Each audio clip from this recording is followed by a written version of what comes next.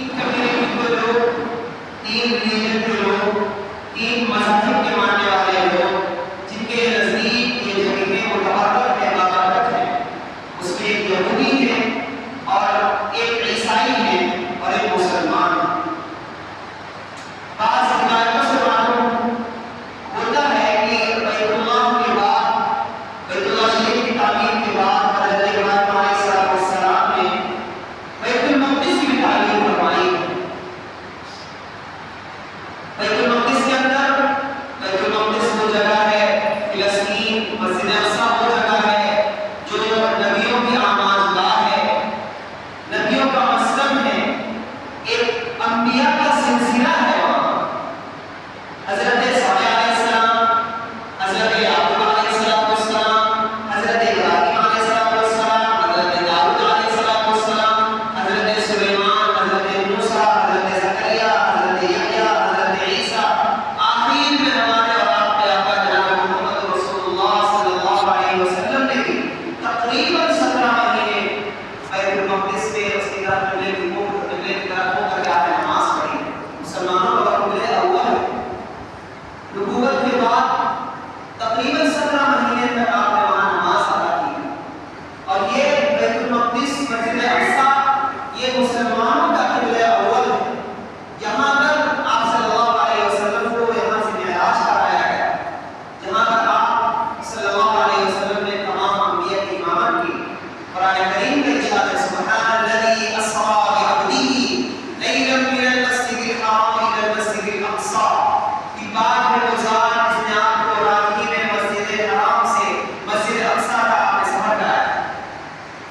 الذی بارکنا حولہ لنریہ من آیاتنا، اور اللہ تعالیٰ نے اس کے ارد گرد بابرکت جگہ بنائی ہے، اس کے ارد گرد اللہ نے برکت عطا فرمائی۔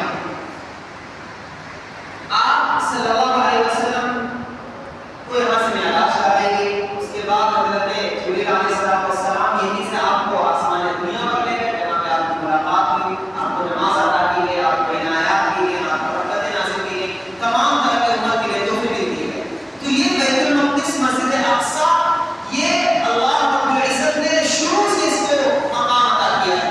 نبی کریم صلی اللہ علیہ وسلم نے فرمایا، آپ صلی اللہ علیہ وسلم صحابہ تشریف فرما تھے، آپ صلی اللہ علیہ وسلم کا ارشاد ہوا کہ مسجد اقصی یہی، اور یہ بیت المقدس اور یہ فلسطین، یہ تمام جو میدان ہیں، یہ حشر و نشر کا میدان ہے، جو میدان حشر لگے گا وہ یہی لگے گا۔ آپ صلی اللہ علیہ وسلم نے ارشاد فرمایا، یہاں پر تم آؤ، نماز ادا کرو۔ اس مسجد میں نماز ادا کرنا دوسری مسجدوں میں 1000 نماز ادا کرنے کے برابر ہے، کہ اگر تم یہاں آ کر نماز ادا کرتے ہو تو تم کو جیسے کہ 1000 مسجدوں میں تم نے نماز ادا، اس کے برابر ہے، اس کے برابر ثواب ہے۔ اور فرمایا، ابن ماجہ کی روایت ہے، اگر تم آ نہ سکو، یہاں کا تم سفر نہ کر سکو، تم وہاں پر جا نہ سکو، تو کم سے کم اتنا کرو کہ اتنا تیل ہدیہ بھیج دو کہ وہاں کے چراغ کو جلا سکے۔ آپ صلی اللہ علیہ وسلم نے کیسا فرمایا کہ اگر تم وہاں کا سفر نہ کر سکو تو کم سے کم اتنا تو کرو کہ تم اتنا ہدیہ کر دو، اتنا تیل ہدیہ کر دو کہ وہاں کے چراغ جل جائے۔ پیار تھا صلی اللہ علیہ وسلم کا کہ اس مسجد میں تمہارا کچھ نہ کچھ شامل ہو۔ تم اگر جا نہیں سکتے تو اپنے مال سے تم اس کی مدد کرو، اپنی جائیداد سے تم اس کی مدد کرو، اگر تم وہاں جا نہیں سکتے۔ حضرت سلیمان علیہ السلام کی دعا تھی کہ جو بھی اس مسجد میں صرف نماز کے لیے آئے اس کے گناہ اس طرح معاف ہو جائیں گے گویا وہ آج دماغ کے پیٹ سے پیدا ہوا ہو۔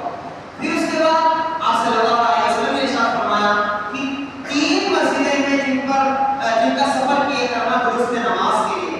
ایک مسجد حرام ہے، بیت اللہ ہے، دوسری مسجد نبوی ہے، اور تیسری مسجد اقصی، بیت المقدس ہے۔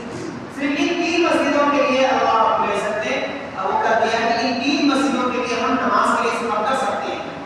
اسلام سے آپ صلی اللہ علیہ وسلم کے نبوت سے پہلے بھی جو اپنا دعویٰ کرتے ہیں مسجد اقصی پہ اور فلسطین پر اور مقدس پر، ان کا دعویٰ بھی کھوکھلا ہے، کیونکہ وہ اپنے ریلیجن پر قائم نہیں ہے۔ بات آئی تھی، اس سے پہلے بھی بتایا جا چکا ہے، یہودی ہو، عیسائی ہو یا اور بھی کوئی مذہب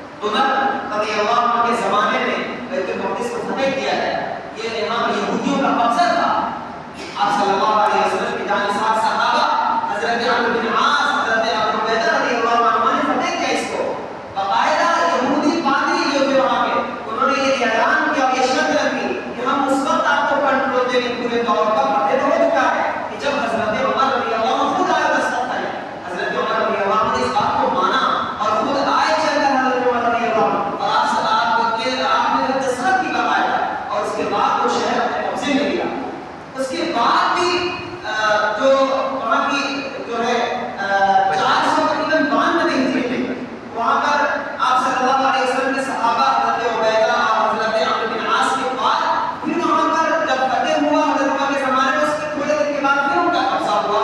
اس کے بعد 492 ہجری میں تقریباً دوبارہ بیت المقدس فتح ہوا، اور جو فتح کیا اس کو جو کیا مسلمانوں نے کیا، مسلمانوں کو حکومت نے کیا.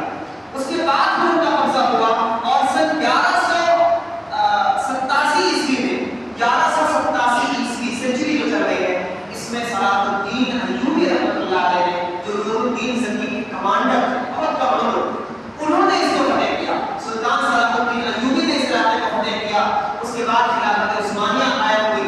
ترکی کے اندر میں چل رہا تھا، لیکن یہودیوں کی سازش، یہودیوں کی رچی بسی اور بالکل کٹمٹ ان کے غداری، عیاری، مکاری اور ان کے چال اور فندے، تمام طرح کے فندے اپنائے گئے، تمام طرح کی کوششیں کی گئی، اور خلافت عثمانیہ سن 1924 کے اندر سلطنت عثمانیہ کا جو سکون عمل میں آیا، اور اس کے آنے کے بعد یہودیوں کے پر کھل گئے. ان کو معلوم ہو گیا کہ اب ہم آزاد ہیں.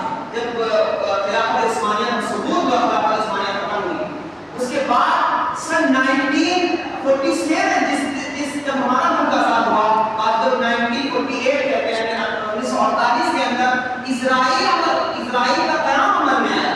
یقیناً فلسطینی جگہ پر، جو فلسطینیوں کی جگہ تھی، جو ارض مقدس تھا، مسلمانوں کی جو جگہ تھی، اس پر یہودیوں نے قبضہ کیا. اور یقیناً یہ جو دیشوں ہیں، انہوں نے باقاعدہ اقوام متحدہ کی اتھارٹی دی کہ آپ اپنا ملک بنائیے، اپنی ریاست قائم کریے. اس جگہ پر جس پر قبضہ کیا گیا، جس پر لاشیں بچھائی گئی، جس کے گھروں کو لوٹا گیا، اس پر خون بہایا گیا، اتنے شہید لوگ ہوئے، اس کے بعد بھی یہ لولی لنگڑی پہلی آبادی کی جو اقوام متحدہ اس کو یہ دکھائی نہ دیا کہ ہم کیا کر رہے ہیں، کسی کی زمین پر ہم قبضہ کیوں نہیں آ رہے ہیں. اس نے 1948 کے اندر اسرائیل کو باقاعدہ حکومت اس کے عمل میں قیام عمل کیا، حکومت باقاعدہ اسرائیل حکومت بنی. اس کے بعد انہوں نے دائرہ قائم کیا تھا کہ تم اتنے خطے میں رہنا جو ان کو جگہ دی گئی تھی. لیکن اس کے بعد 1968 کے اندر جو باقاعدہ انہوں نے اپنے پر کھولے ہیں اور مسجد اقصیٰ کو اپنے اندر لے لیا یہودیوں نے، مسلمانوں کو وہاں سے نکالنا شروع کیا اور مسلمانوں کو مارنا شروع کیا، مسلمانوں کو پریشان کرنا شروع کیا.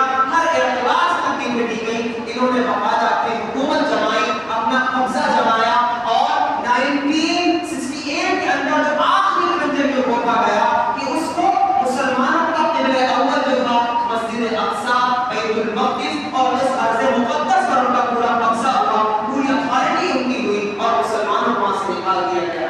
یہ چھوٹی سی نگاہ